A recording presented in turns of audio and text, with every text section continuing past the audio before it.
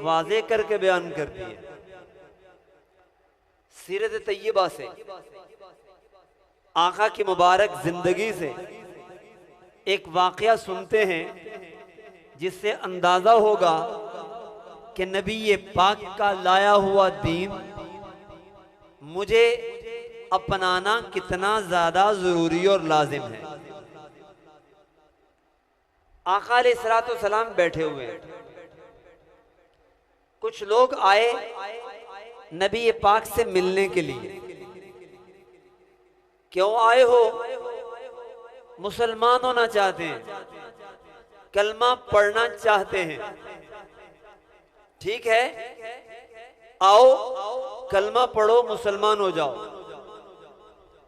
नहीं, कुछ शर्तें भी हैं हमारी। कलमा तो पढ़ेंगे, मुसलमान तो होंगे, लेकिन 4 बातें आपको हमारी माननी पड़ेंगी। क्या बातें हैं बताओ?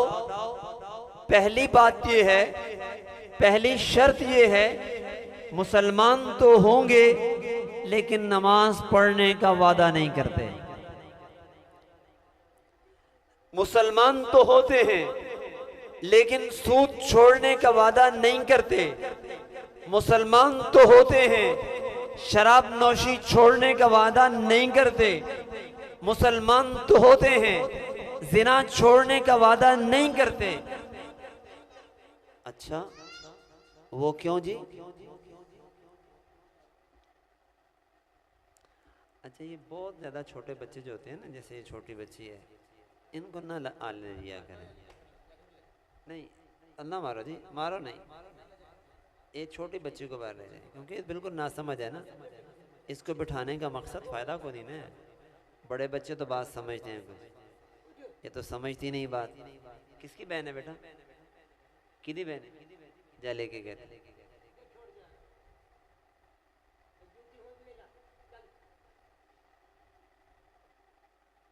पुत्र है? मैं तुम्हारे लिए आया हूँ, आपसे बातें करने आया हूँ।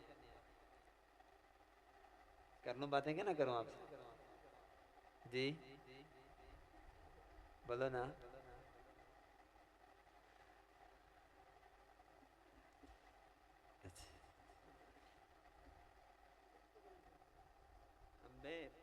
जवाब न दो,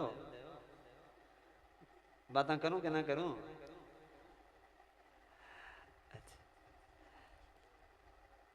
अल्लाह के नबी कलमा पढ़ते हैं, मुसलमान होते हैं, नमाज नहीं पढ़ेंगे। क्यों भाई, नमाज क्यों नहीं पढ़ोगे? इसलिए नमाज नहीं पढ़ेंगे कि हम सुबह जाते हैं खेती बाड़ी करने के लिए खेतों में, शाम तक कामकाज करते हैं। जाहिर बात है, जब सुबह से शाम हम कामकाज करते हैं तो नमाज कब पढ़ेंगे? हम थके हारे रात को घर आते हैं, खाना खा के सोना होता है, नमाज पढ़ने की फुर्सत हमारे पास नहीं है। हाँ, टाइम मिलेगा तो पढ़ लिया करेंगे, नहीं मिलेगा तो नमाज नहीं पढ़ेंगे। और अल्लाह के नबी, हम कलमा पढ़ के मुसलमान तो होते हैं लेकिन हम सूद नहीं छोड़ सकते। क्यों? इसलिए कि हम लोगों को, गरीब लोगों को पैसा देते हैं सूद पे, उधार, वो हमें वापस करते हैं, तो सूद के साथ हमारा कारोबार ही ये है। और हम शराब भी नहीं छोड़ सकते।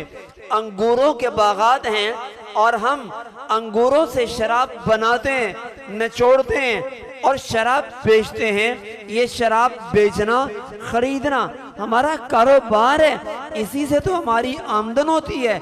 आप कहते हैं शराब छोड़ दो, शराब छोड़ के हमारा कारोबार खत्म हो जाता है, शराब भी नहीं छोड़ेंगे।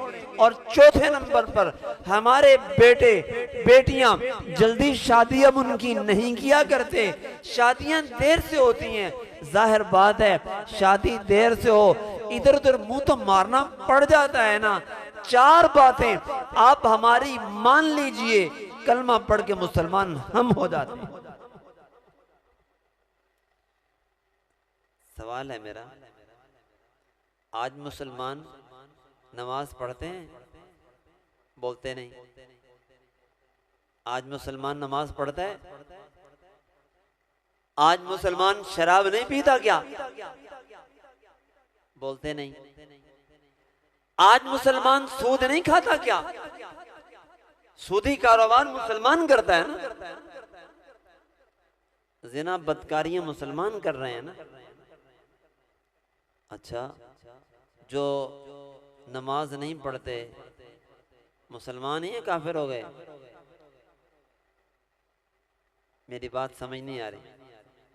आप सारे मेवाती हैं ना, तो मेवाती उर्दू तो समझते हैं ना, या पंजाबी समझ तो पंजाबी गल कर लेने। आज मुसलमान नमाज न पढ़ के फिर भी मुसलमान है, शराब पी के फिर भी मुसलमान है, जुआ सूद खा के फिर भी मुसलमान है, वो बदकारी करके फिर भी मुसलमान है। तो अल्लाह के नबी को भी ऐसे मुसलमानों को कबूल करना चाहिए था कि नहीं करना चाहिए था? कर लिया होगा ना नबी पाक ने। ठीक है, आ जाओ, कलमा पढ़ लो, नमाज पढ़ो ना पढ़ो खैर है, आ जाओ कलमा पढ़ लो, शराब पियो ना पियो खैर है, आ जाओ कलमा पढ़ लो, सूदी कारोबार करो खैर है, आ जाओ कलमा पढ़ लो, फिर जहां जाके मुंह काला करते रहो, कलमा तो पढ़ लो ना। मेरी आपकी आज के जमाने की सेंस अकल तो यही कहती है कि नबी पाक को ने कबूल कर लिया होगा इनका इस्लाम, और कबूल करना भी चाहिए था। तबलीग वाले कहते हैं और जी आ जाओ, आहिस्ता आहिस्ता ठीक हो जाएगा बंदा, जब अल्लाह के रास्ते में निकलेगा फिर ठीक हो जाएगा, कोई बात नहीं। शराबी है आ जाए, जानी है आ जाए, सूदखोर है आ जाए, बेनमाजी है आ जाए, सारे ही आ जाए। तो नबी पाक को भी उन्हें कबूल कर लेना चाहिए था। आपने कबूल तो कर ही लिया होगा। क्या ख्याल है? हदीस की किताब में, सीरत की किताबों में ये वाक़या मौजूद है, और वहां लिखा है कि अल्लाह के नबी ने उनकी एक शर्त भी कबूल नहीं की। दोरंगी छोड़ यकरंग हो जा, सरासर मोम हो या संग हो जा, उदखुलू फिस्सिल्म काफ़ा, पूरे के पूरे इस्लाम में दाखिल होते हो ठीक है, नहीं तो जाओ, इस्लाम से तुम्हारा कोई ताल्लुक नहीं। यार कोई बंदा नमाज ना पढ़े तो फिर क्या हुआ? नमाज नहीं पढ़ता, मुसलमान तो हूं ना भाई मैं, नमाज नहीं पढ़ता जी, टाइम नहीं लगता। सहाबा के जमाने में एक मुसलमान ऐसा नहीं था जो नमाज ना पढ़ता हो फिर भी मुसलमान। जनाब नबी करीम अलैहिस्सलातु तस्लीम ये तालीमात लेके आए हैं हमारे अंदर। अल्लाह के नबी क्या लाए हैं? आइए आपकी पहली वही देखिए, या अय्युहल मुद्दस्सिर कुम फअंदिर व रब्बका फकब्बिर। ये नाजिल हुई है सूरा अलग के बाद सबसे पहले। तबलीग कीजिए, आका घर से निकलते हैं तबलीग करने के लिए। बुजुर्गों आप मेरी तरफ देखें, भागते जाएं, आते जाएं, जाते जाएं, आप तो इधर देखें। अल्लाह के नबी तबलीग करने के लिए घर से निकलते हैं, पहाड़ी पे चढ़ते हैं। सुरख कपड़ा हिलाना निशान होता था कि आज कोई खतरे की घंटी है। सारे मक्के वाले जमा हो गए, आका खड़े हैं, सवाल हो रहा है, मक्के वालों बताओ, अगर मैं तुम्हें कहूं पहाड़ के पीछे से दुश्मन की फौज आ रही है तुम पे हमला करने के लिए, बताओ मानोगे कि नहीं मानोगे? यक जुबानों के सब कहते हैं मानेंगे। क्यों मानोगे? मां जर्रबना का इल्ला सिद्का, मोहम्मद 40 साल तुझे हमारे अंदर हो गए, तेरी जबान से सच के सिवा कभी कुछ सुना ही नहीं है, हमेशा सच सुना है। अच्छा 40 साल आप अभी नबी तो नहीं बने ना, लेकिन 40 साल सच नबी पाक ने उम्मत को दिया है, इंसानियत को दिया है। अभी बेइज्जत नहीं हुई है, हर बंदे की जबान पे है। कौन है? सादिक व अमीन है। कौन है जिसकी जबान से सच के सिवा कभी कुछ निकला ही नहीं है? वो है। अच्छा ऐसा सच्चा इंसान जब मखलूक के मामलात में, दुनिया की बातों में झूठ नहीं बोल सकता, तो खुदा पे कैसे झूठ बोल सकता है? अब जब ये सच दुनिया को दिखाने के बाद आका ने कहा पढ़ो कलमा, तो फिर मक्के में कुछ लोगों ने मुखालिफत भी की है। क्योंकि इसलिए कि आज तक एक नहीं सैकड़ों खुदा थे, आज एक कैसे हो जाए? लेकिन जब बात समझ में आ गई तो कलमा पढ़ लिया। क्यों पढ़ा है? इसलिए कि इस जबान से सच के सिवा कुछ सुना ही नहीं है। अब अल्लाह के नबी आते हैं तो इन लोगों पे तलवार चलाते हैं, खबरदार कलमा पढ़ो नहीं तो गर्दन उड़ा दूंगा। बोलते नहीं, आपने तलवार चलाई, खबरदार जो कलमा नहीं पढ़ेगा गोली मार दी जाएगी। रसूल खुदा सल्लल्लाहु अलैहि वसल्लम 23 साल तलवार नहीं चलाते, अपने अखलाक दिखाते हैं। हाँ, आज रसूल पाक की तालीमात, आपके अखलाक अगर मेरे अंदर आ जाएं, जिस तरह उस वक़्त 23 साल में 1.25 लाख लोग कलमा पढ़ के इस्लाम में दाखिल होते हैं, फिर उसके बाद देखते ही देखते इस्लाम पूरी दुनिया पे गालिब हो जाता है। आज भी वो तालीमात, आज भी वो अखलाक अगर मेरी जिंदगी में आ जाएं, इस्लाम उसी तरह फैलना शुरू हो जाए। हाँ, आज रुकावट मैं हूं। क्यों? मैं कहता हूं मैं मुसलमान हूं, आओ मेरी तरह बन जाओ।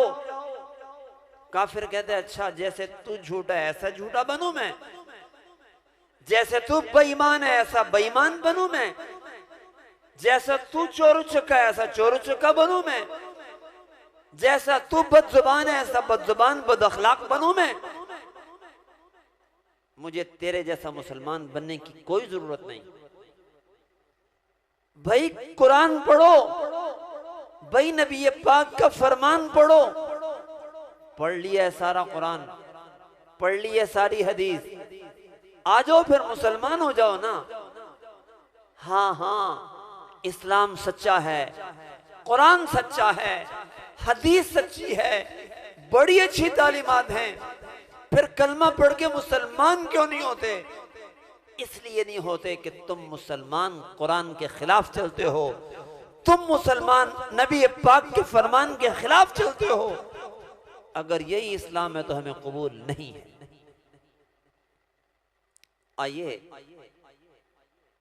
नबी पाक की तालीमात पे अमल करना शुरू करें, देखें फिर दुनिया कैसे इस्लाम में आती है।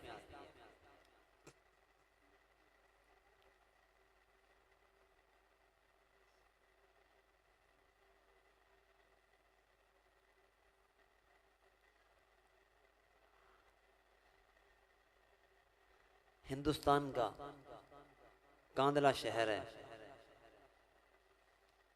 एक जमीन का टुकड़ा है।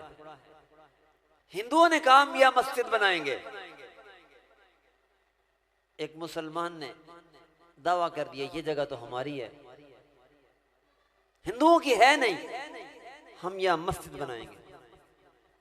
लड़ाई बढ़ गई, बढ़ते बढ़ते बढ़ते अदालत तक पहुंच गई। इधर हिंदू जगह पे मंदिर बनाना चाहते हैं, मुसलमान जगह पे मस्जिद बनाना चाहते हैं। मसला दो मजहबों का है। अदालत में पहुंचा, जज अंग्रेज है। उसने दोनों के बयानात सुनने के बाद सोचा कि मसला मजहबी है, क्यों ना किसी मजहबी शख्सियत से मसला हल करवाया जाए। जाओ अपने किसी मजहबी रहनुमा को तुम पंचायती बना लो, सालिस बना लो, वो जो कह दे मैं उसके मुताबिक फैसला कर दूंगा। जज ने कह दिया। हिंदू फौरन खुश हो गए, कहने लगे ठीक है, बंदा है हमारे पास, उसको सालिस बना दें। कौन है? नाम है मौलाना इलाही बख्श कांदेलवी, आलिम, मुसलमान, और सालिस बना रहे हैं हिंदू। हाँ जी हाँ, हम उसी को सालिस बनाते हैं। मुसलमान तो खुश हो गए, हमारा बंदा है, वो जरूर मुसलमानों की साइड लेगा, वो जरूर कहेगा जगह मुसलमानों की है या मस्जिद बननी चाहिए। कबूल है में भी। फरीकैन ने कबूल कर लिया, बुला कर लाओ। पहुंच गए मौलाना इलाही बख्श कांदेलवी के पास। जगह पे झगड़ा चल रहा है। हिंदू कहते हैं मस्जिद बनाएंगे, मुसलमान, हिंदू कहते हैं मंदिर बनाएंगे, मुसलमान कहते हैं मस्जिद बनाएंगे। जज अंग्रेज ने आपके बयान पे फैसला देना है, चलिए बयान दीजिए। अच्छा, अंग्रेज जज की अदालत में मैं जाऊं, मैं अंग्रेज का चेहरा नहीं देख सकता। फिर जज कहते हैं आप आए, बयान दें मेरे सामने। जाओ जाके कह दो अंग्रेज जज को, मैं अंग्रेज जज का चेहरा नहीं देख सकता। अंग्रेज जज ने कहा मौलाना साहब को जाकर पैगाम दो, चेहरा ना देखें मेरा, अदालत में आए और दूसरी तरफ मुंह करके खड़े हो जाएं, बयान दे दें बस और चले जाएं। कबूल किया। तशरीफ लाते हैं, जज बैठा है, दरवाजे में दाखिल होकर नजरें झुकाए, परली तरफ मुंह कर लिया है। जज पूछता है मौलाना इलाही बख्श कांदेलवी, ये जमीन का टुकड़ा है, इस इलाके में, गांव में, ये कहते हैं हिंदू हमारा है, मुसलमान कहते हैं हमारा है, ये कहते हैं मंदिर बनाएंगे, वो कहते हैं मस्जिद बनाएंगे। बयान आपका चलेगा, आप जिसके हक में फैसला दें वो जगह उसी की होगी। अब गौर कीजिए, मुसलमान आलिम है, बात बहुत बड़ी है, हिंदुओं को देत मिलती है, मंदिर बनता है, बुत परस्ती होती है, गुमराही और कुफर वहां से फैलता है। अकल कहती है फैसला तो यही होना चाहिए, जगह मस्जिद को मिलनी चाहिए। अब मौलाना इलाही बख्श कांदेलवी तो यही फैसला देंगे ना कि जगह मस्जिद की है, मुसलमानों की है। लेकिन हैरान रह गए, मौलाना इलाही बख्श कांदेलवी बोले जगह हिंदुओं की है, मुसलमानों की नहीं है। मौलाना ने बयान दिया, जज ने फैसला दे दिया, जगह हिंदुओं की है, मुसलमानों की नहीं है। लेकिन अब तो अजीब आवाजें उठना शुरू हो गई। हिंदू खड़े हैं एक तरफ और अशहदु अल्ला इलाहा इल्लल्लाह व अशहदु अन्ना मुहम्मद रसूलुल्लाह एक पढ़ता है, फिर दूसरा, फिर तीसरा, फिर चौथा, यहां तक कि हिंदुओं का सारा मजमा कलमा पढ़ के मुसलमान हो जाता है। और वो कहते हैं हम मुसलमान हैं और इस जगह पे हम मस्जिद खुद बनाएंगे। अभी झगड़ा कर रहे थे, जगह हमारी है, हम मंदिर बनाएंगे, क्या हुआ, तुम मुसलमान हो गए हो और कहते हो जगह पे हम मस्जिद बनाएंगे। हाँ हाँ, इलाही बख्श खान देलवी के सच ने हमें इस्लाम कबूल करने पे मजबूर कर दिया। मुसलमान आलिम है, फैसला उनके खिलाफ जाता है, लेकिन वो झूठ नहीं बोलता। इअदिलू हुवा अक़रबु लित्तक़वा, अदल से काम लो, अगरचे अदल तुम्हारे खिलाफ ही क्यों ना हो, यही तकवा के ज्यादा करीब है। मौलाना इलाही बख्श सच बोलते हैं, इलाके के सारे हिंदू मुसलमान होते हैं। मैं झूठ बोलता हूं, लोग इस्लाम से मुतनफ्फिर होते हैं। हाँ हाँ, इस्लाम में रुकावट मैं हूं, कुरान नहीं है। लोगों को इस्लाम से दूर करने वाला मैं हूं, नबी पाक का फरमान नहीं है। लेकिन बड़ी माजरत से मौलवी साहब, झूठ ना बोलो ते सौदा विकदा ही नहीं। बड़ी माजरत से मौलाना साहब, अगर झूठ नहीं बोलते कारोबार चलता ही नहीं, लोग एतमाद करते ही नहीं। साहब झूठ तो बोलना ही पैदा ना फिर काम में। मौलवी साहब, अगर सच बोलो ना, लोग प्रॉफिट देते ही नहीं है। सच सच बता दो, चीज इतने की लिए, लोग कहते ठीक है भाई इन्हें दी दे दे मैनू।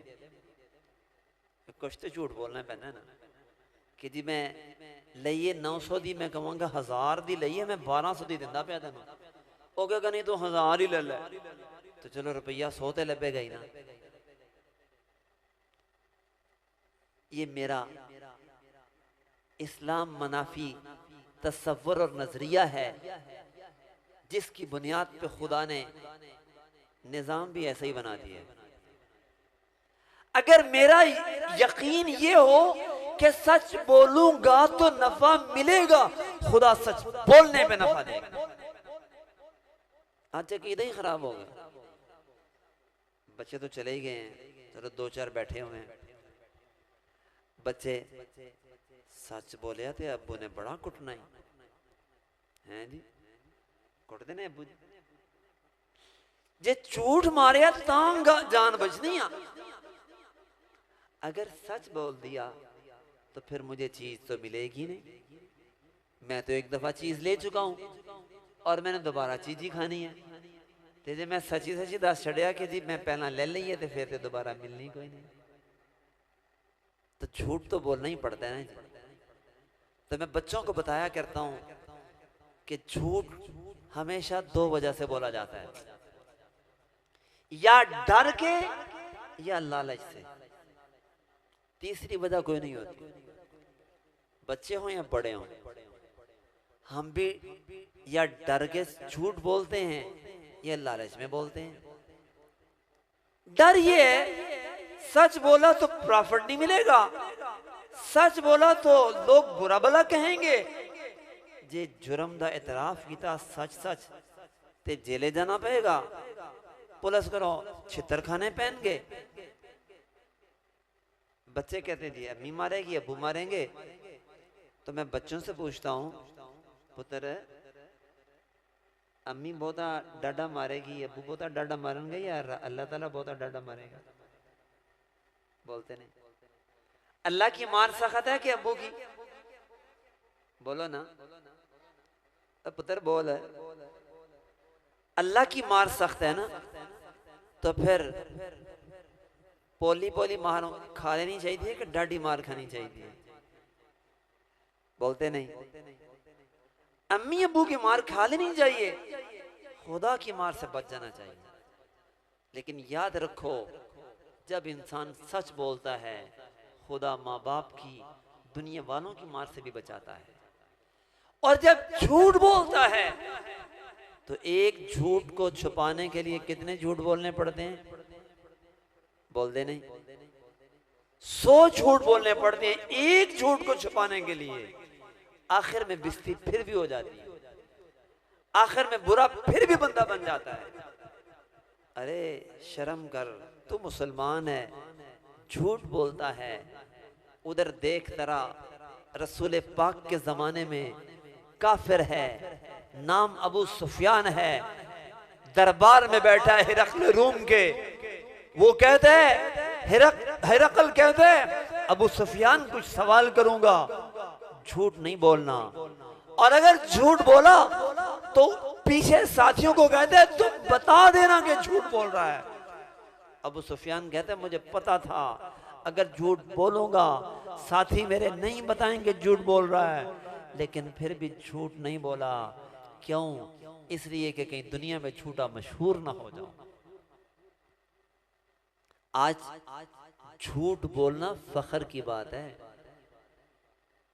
बोलो है कि नहीं? कैसे? ये जनाब हमारे वजीर आजम साहब ने झूठ नहीं बोला था, ये यू टर्न लिया था। ये झूठ नहीं है जनाब, ये सियासत है। ये झूठ नहीं है जनाब, ये चालाकी है, ये होशियारी है। झूठ के नाम रख लिए तो क्या हो गया? झूठ बोलना फख्र हो गया है। यही वजह है आज हर बंदा परेशान।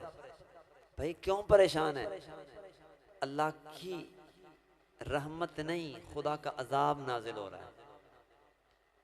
ऊपर से लेके नीचे तक हर इंसान झूठ, बेईमानी, मक्कारी, फ्रॉड, करप्शन, माल में खयानत, मिलावट, कौन सा जुर्म है जो हमारे अंदर ना हो? फिर कहते हैं जी अल्लाह की रहमत क्यों नहीं उतरती? जी रहमत उतारने के लिए तूने किया क्या है? आइए अज़म करें,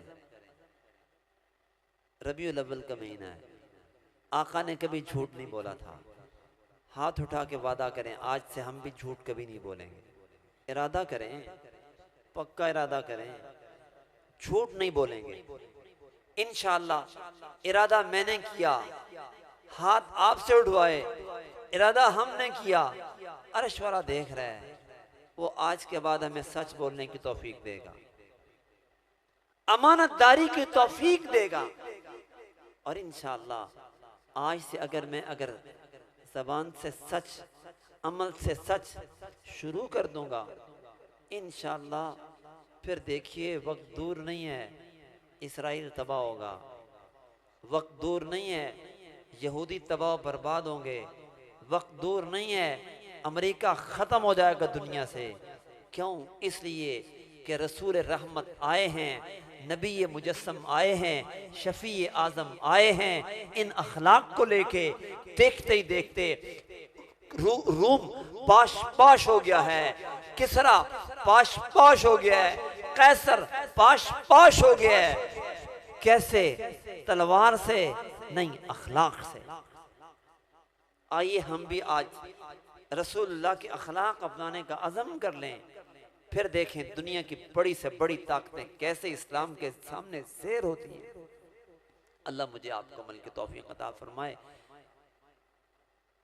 आज से अज़म तो कर लिया है नबी पाक की सीरत अपनाने का, तो पीछे जो गुनाह किए हैं तो तौबा के कलिमात पढ़ लेते हैं ताकि वो माफ़ हो जाएं, और आइंदा तक़वे की ज़िंदगी, सीरत पे चलने की ज़िंदगी खुदा अपनाने की तौफीक अता फरमाए। तो मेरे साथ पढ़िएगा बिस्मिल्लाहिर्रहमानिर्रहीम। ला इलाहा इल्लल्लाह मुहम्मदुर रसूलुल्लाह आमन्तु बिल्लाहि व मलाइकतिहि व कुतुबिहि व रुसुलिहि वल यौमिल आखिरि वल क़द्रि खैरिहि व शर्रिहि मिनल्लाहि तआला वल बअथ बादल मौत। अस्तग़फिरुल्लाह रब्बी मिन कुल्लि ज़ंबिन व अतूबु इलैहि। अस्तग़फिरुल्लाह रब्बी मिन कुल्लि ज़ंबिन व अतूबु इलैहि। अस्तग़फिरुल्लाह रब्बी मिन कुल्लि ज़ंबिन व अतूबु इलैहि बिरहमतिका या अरहमर राहिमीन। इन कलिमात से आज से पहले जो कुछ गुनाह हमसे हुए अल्लाह ने सब माफ़ कर दिया। आज के बाद चंद मामूलात अपनी ज़िंदगी का हिस्सा बना लें। एक तस्बीह इस्तिग़फ़ार सुबह एक शाम, एक तस्बीह दुरूद पाक सुबह एक शाम, सुबह शाम थोड़ी देर बैठ के सर को झुका के आंखें बंद करके ये तवज्जो करनी है, अल्लाह की रहमत आ रही है, मेरे दिल में समा रही है और मेरा दिल अल्लाह अल्लाह अल्लाह कर रहा है। बस इस चीज़ का एहतमाम करें, इंशाअल्लाह अल्लाह रब्बुल जलाल जल्द अज जल्द हमें नेकी और तक़वा की तौफ़ीक़ अता फरमा देगा, गुनाहों से बचने की तौफ़ीक़ अता फरमा देगा। ये जो साथी लाइट बंद करने वाले हैं उनसे गुजारिश है कि लाइट उस वक़्त बंद किया करें जब मुराक़बा शुरू हो जाया करें, पहले ना बंद किया करें। अच्छा, दूसरी गुजारिश ये है कि भाई तलहा मुझे कह रहे हैं कि आप हर महीने की पहली जुमेरात को आ जाया करें। मैंने कहा ठीक है, आ जाया करूँगा। और कह रहे हैं कि हर महीने की पहली जुमेरात मगरिब की नमाज यहाँ पढ़ लिया करें और नमाज के फ़ौरन बाद थोड़ा सा बयान हो जाया करेगा। ये मगरिब से इशा तक लंबा जलसा आइंदा से नहीं हुआ करेगा। नमाज के फ़ौरन बाद कुछ तिलावत नात हल्की फुल्की हो जाएगी और मुत्तसिल बयान शुरू होगा। बयान मुख्तसर, जामे और नसीहत की चंद बातें हुआ करेंगी। आपसे गुजारिश है आप नमाज मगरिब पढ़ के घरों को न जाया करें और नमाज मगरिब के मुत्तसिल बाद मुख्तसर नशिस्त करके आपको इशा से पहले छुट्टी दिया करेंगे। को आधा घंटा 20 मिनट पहले आप घरों में जाके खाना खा के फिर आके नमाज इशा अदा कर लिया करेंगे। ठीक है इस तरह जी? अच्छा, हम आज जो साथी बैठे हैं अभी आए हैं, तो एक काम और कर लें। मैं अकेला आऊँगा, मुझे को बात दीन की समझ आएगी, मैं अमल करूँगा, उसका फ़ायदा मुझे होगा। अगर मैं आते हुए कुछ 2-4 दोस्तों को भी दावत दे दूँ कि आज महीने की पहली जुमेरात है, मस्जिद में महफिल शरीफ है, आप भी आ जाएं, आपकी बरकत से कोई और दोस्त भी अल्लाह अल्लाह कर लेंगे, आपका खाता हमेशा के लिए चल जाएगा। क्या ख्याल है? आइंदा दावत दिया करेंगे, अकेले नहीं आना। 2-4-5 दोस्तों को असर के बाद दावत देनी है कि आओ भाई मस्जिद में आज जिक्र है, आप भी हमारे साथ चलें और महफिल ज़िक्र में शिरकत करें। जो हम जिक्र करते हैं ना, इससे हमारा दिल बदल जाता है, इससे हमारे बातिन से गुनाह निकल जाते हैं, इससे हम खुद ब खुद ठीक होना शुरू हो जाते हैं। ये ऐसी बात है जो समझाई नहीं जा सकती। मैं एक सवाल करता हूँ, एक बंदे ने कभी आम देखा ही नहीं, वो आपसे पूछते हैं आम कैसा होता है, आप उसे बता सकते हैं आम ऐसा होता है, आम का जायका ऐसा होता है? आप नहीं बता सकते। मैं कहता हूँ अल्लाह अल्लाह करने से जिस्म से सारे गुनाह निकल जाते हैं, सारी गंदगियां गलास्तें निकल जाती हैं। आप कहेंगे कैसे निकलती हैं? तो मैं अपनी ज़ुबान से बता के नहीं समझा सकता कैसे निकलती। जब आप आ जाया करेंगे यहाँ और आप बैठेंगे, फिर आप देखेंगे अल्लाह अल्लाह करने से दिल से शहवत निकल जाएगी, गुस्सा निकल जाएगा, कीना निकल जाएगा, हसद निकल जाएगा, तकब्बुर निकल जाएगा, रियाकारी निकल जाएगी, दिखलावा निकल जाएगा। जितनी भी अंदर जिस्म में बीमारियाँ हैं, जिक्र करते जाएंगे, एक एक बीमारी निकलती जाएगी और फिर बंदा पाक साफ हो जाएगा, नेक मुसलमान बन जाएगा। ये जिक्र करने से होगा। तो जो हमारी यहाँ मेरे आने का मकसद है वो वाज बयान नहीं है, वो जिक्र करवाना है। आप लोगों को मैं जिक्र पे डालना चाहता हूँ। देखें, ये जो हम जिक्र करते हैं ना, ये पहला सबक है और सिलसिले के 35 सबक हैं। जो आदमी 35 सबक कर लेता है वो अल्लाह का पक्का वली बन जाता है। उसके अंदर से सारी गंदगियां, गलास्तें, खबास्तें, नौस्तसें निकल जाती हैं, पाक साफ हो जाता है। ये बात कोई सुनी सुनाई नहीं है, ये देखी हुई बात है। ये बात कोई फर्जी नहीं है, ये कोई कहानी नहीं है, ये हकीकत है। अगर यकीन ना आए तो आप ये जो पहला सबक मैं दे के जाता हूं, इसको करना शुरू करें। पक्का करना है, पक्का, कच्चा नहीं।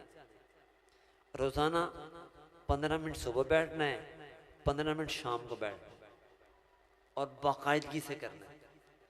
फिर देखें थोड़े अरसे के बाद आपको अपने अंदर से ख्वाहिशात, शहवतें निकलती नजर आएंगी।